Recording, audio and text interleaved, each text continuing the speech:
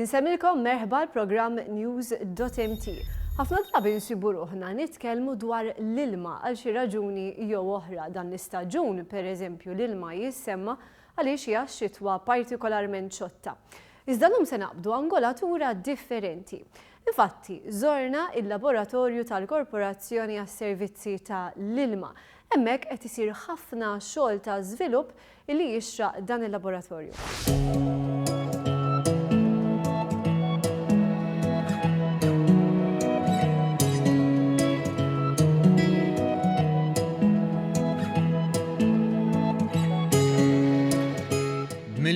€1,300,000 parzjalment iffinanzjati minn fondi Ewropej, fl-aħħar sentejn il-laboratorju tal-Korporazzjoni għas-Servizzi tal-Ilma ra u qed jara tibdil li ilu bżonnhom is-snin. Laboratorju li fis-sena janalizza mal-14,000 kampjun tal-ilma f'total ta' madwar 95,000 test. Żorna dan il-laboratorju li fl-aħħar xhur ra investiment ta' €1,000,000 biex sar titjib fl-istruttura eżistenti, tkun estiża u jinġib apparat ġdid li mistenni tejjeb il-ħidma tal-istess korporazzjoni. Apparat li qed jiġi installat bħalissa. Hemmhekk iltqajna ma' Paula Greg Bonnici, id-Direttur Eżekuttiv tal-Istitut tat-Teknoloġija tal-Ilma u l-Kwalità. Spjegatilna kif fil-laboratorju tal-korporazzjoni jiġi analizzat l-ilma f'kull stadju tiegħu, mill-ġbir sal-konsum, inkluż f'diversi stadji fir-reverse osmosis. Kuljum in-nisana imorru jiġbru kampjuni sewa mill-ġibjuni, mis-sources, mingħand in-nies u nagħmlu tipi differenti ta' analisi. Bej wieħed u ieħor hawnhekk nanalizzaw madwar 14,000 kampjun fis-sena. Dawn jabbontaw għal madwar 95,000 test fis-sena. Sostniet li l-estensjoni li qed issir u l-apparat il-ġdid li qed jiġi installat se joffri livell għoli ta' analiżi. Dan apparti t-taħriġ li jingħata lix-xjentisti u t-tekniċi li se jħaddmuh. Dan l-apparat huwa apparat sofistikat immens u ħankunu kapaċi nanalizzaw għal parametri li bħalissa ma konniex kapaċi nanalizzaw għalihom, fil-fatt konna nibatu il-samples barra minn Malta. Issa dawn il-kampjuni ħankunu kapaċi nanalizzawhom aħna u l-livelli li naslu il-livell ta' traceability ħatkun baxxa ħafna. Jiġifieri ħankunu kapaċi nanalizzaw anke traċċi ta' dawn il-kontaminanti. Fil-fatt innutat li ċertu testijiet li kienu jintbatu barra minn xtutna u kienu jieħdu l-ġimgħat bejn trasport u t-testjar, issa se jibdew jieħdu ftit jiem f'pajjiżna stess. Dawn it-testijiet huwa importanti ħafna għal raġuni illi nkunu nistgħu niżguraw l-ilma li qed nagħtu u il-prodotti kollha li qed tagħti l-korporazzjoni għall-konsumatur. Il-konsumatur se jserraħ rasu illi l-ilma qiegħed iċċekkjat u ċċekkjat mod sistematiku u mingħand nies li huma trejnjati u b'apparat sofistikat. Staqsejna l-daqstant jekk il-kwalità ta' ilma s'issa kienx tajjeb jew le, u x'differenza se jġib dan l-investiment. Il-kwalità tal-ilma li qed tipprovdi l-korporazzjoni hija fil-fatt tajba għax-xorb. Dawn it-testijiet se jkomplu jserħuna rasna għaliex ċertu testijiet li konna qegħdin nagħmlu nkunu nistgħu nagħmluha frekwenza ikbar. Allura l-monitoraġġ se jiżdied. U mhux hekk biss. Permezz ta' dan l-investiment u l-espansjoni, il-laboratorju ġab ċertifikazzjoni ġdida. Greg Bonnici qaltilna kif fil-fatt riċentement kienu ċertifikati fit-test tal-mikrobioloġija. Bħala mikrobioloġija hija inti tittestja jekk għandekx preżenza ta' mikrobi fil-ilma. Konna nagħmluh dat-testijiet, konna nagħmluhom regolari, imma ċ-ċertifikazzjoni maħabba li ma kenniex spazju fejn analizzaw sewwa, ma stajniex inġibuha. Issa minħabba li investejna u kabbarna il-laboratorju stajna nibbażaw fuqha u fil-fatt ġibna ċertifikazzjoni fiha. Spjegatilna kif pereżempju f'test minnhom l-ilma mill-kampjunijiet qiegħed f'ambjent ikkontrollat fil-laboratorju biex jekk ikun hemm mikrobi dawn jikbru. B'hekk jekk ikunu hemm tkun tista' tingħat l-inċidenza tal-mikrobi. Ovvjament wara il-mikrobi jinqerdu b'mod ikkontrollat. Lilin mill-mikrobi żdied ukoll it-test magħruf bħala trace metal analysis. Analiżi li tiċċekkja jekk ikunx hemm traċċi ta' metalli bħal ċomp, ħadid u metalli oħrajn fl-ilma li jistgħu ikunu ta' ħsara l saħħitna. Bħala Direttur Eżekuttiv Greg Bonnici tenniet li tinsab sodisfatta ferm b'dan l-investiment li joffri servizz u prodott aħjar lill-klijent imma mhux biss.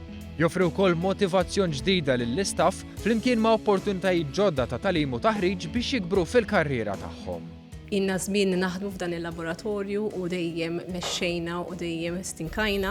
F'daqqa waħda ġibna equipment li ma tantxaw bħalu għaw Malta u ovvjament li n-nies tagħna jkunu trejnjati f'dan l-equipment hija bonus mhux biss għall-korporazzjoni manka għall-istaff b'mod individwali. Dan kollu imur id fit ma' proġetti oħrajn li bihom il-korporazzjoni tas-servizzi tal-ilma qed tissaħħaħ u toffri xogħol aħjar, fosthom dak imsejjaħ New Water. Proġett bilan li ilma trattat fl-impjanti ta' tisfija ta' dranaġġ ikun tajjeb biex jerġa' jintuża l-agrikoltura jew fl-industrija minflok jintrema l-baħar.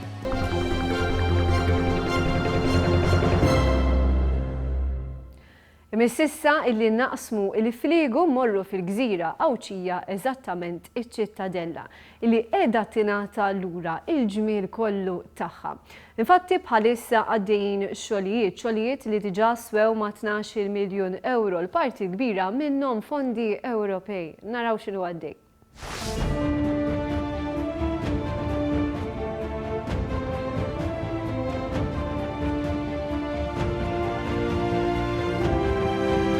Iċ-Ċittadella ta' Għawdex kienet magħrufa wkoll bħala l-Gran Castell jew il-Gran Castello u ilha żmien twil imdawra bis-swar. Iċ-Ċittadella hija mibnija fuq għolja li kienet użata mill-Feniċi, il-Kartaġiniżi u r-Rumani. X'aktarx li kienu r-Rumani li bnew l-ewwel swar madwar iċ-Ċittadella u parti mir-Rabat tal-lum. Meta l-Arab ħakmu l-Gżejjer Maltin wara s-sena 870 wara Kristu, il-belt ewlenija ta' Għawdex semmewha Mdina bħal dik ta' Malta. Il-kavallieri ta' San Ġwan waslu fil-Gżejjer Maltin fl-1530 u l-Gran Mastru lil Adam daħal fiċ-Ċittadella fil-15 ta' Mejju 1531. Iċ-Ċittadella bdiet tiġi rranġata bis-serjetà fl-1599 taħt l-Inġinier Rinaldini. Fi żmien il-Gran Mastru Winja Kort bejn l-1600 u l-1622 ix-xogħlijiet lestew u ċ-Ċittadella u t-tela li tagħti għaliha iffurmat ruħha l kif nafuha llum.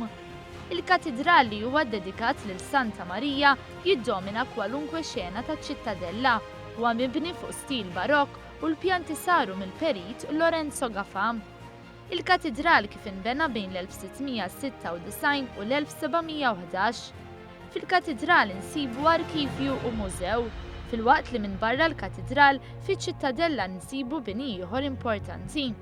Fosthom il-Mużew tal-Arkeoloġija, il-Mużew tal-Folklor, il-Mużew tal-Katedral, l-Armerija u l-Mużew tal-Istorja Naturali.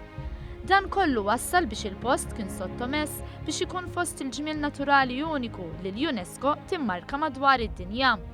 Din l-applikazzjoni mistennija tieħu mbuttatura bid-deċiżjoni tal-Gvern li jirrestawra ċ-Ċittadella. Restawr li sa issa fuq ntefqu aktar minn 12 miljun euro u li grazzi għalih iċ-Ċittadella ħadet sura ġdida.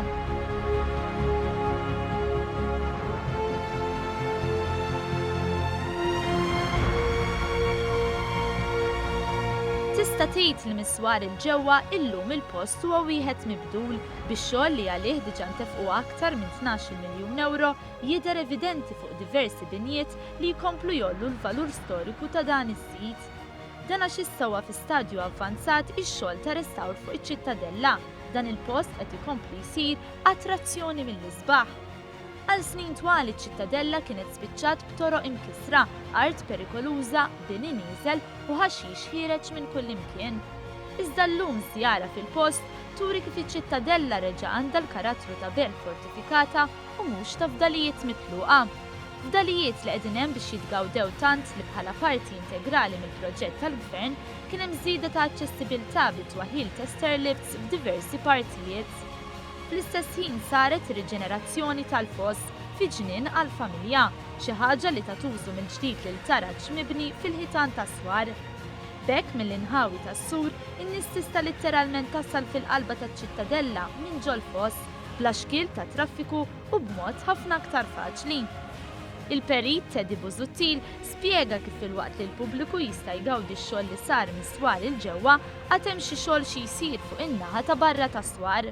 Proġett taċ-Ċittadella issa wasalna fl-aħħar fażi.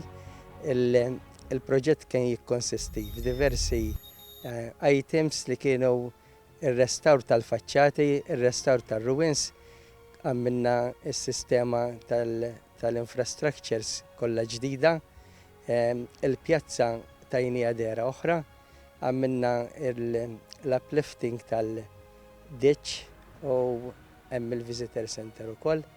U dal-proġett issa li finalizzajnieh jagħti dera ġdida sabiħa taċ-ċittadella. Minn dera ta' telħa issa saret attrazzjoni prinċipali tal-Għawdex u dana barra attrazzjoni turistika wieħed jista' japprezza l-arkeoloġija kbira li sibna kemm wieħed ħajattratta nies jaraw l-istorja jitalmu u jaraw l-affarijiet li kienu mirdubin għal diversi snin. Bekk ħajkonna proġett li wieħed irid jiġi biex japprezzah mhux darba iżda kemm il-darba.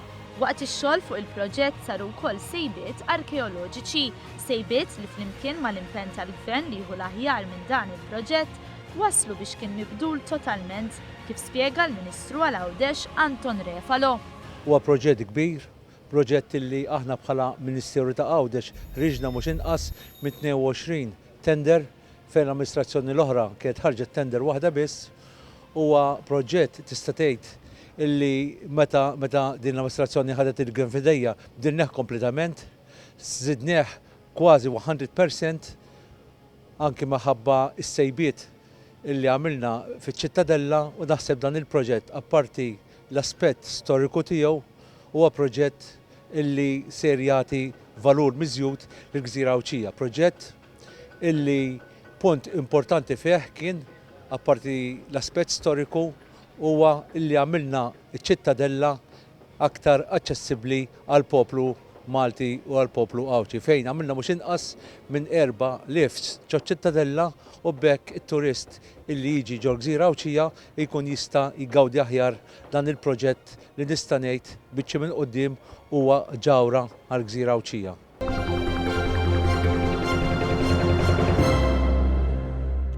Dik il-ħarsa lejn ix-xogħlijiet fiċ-ċittadella ġabitna fit-tmiem ta' programm ieħor. Grazzi talli kontu magħna, inħeġġiġkom issegwu l-paġna tagħna fuq Facebook u ċ-channel tagħna fuq YouTube.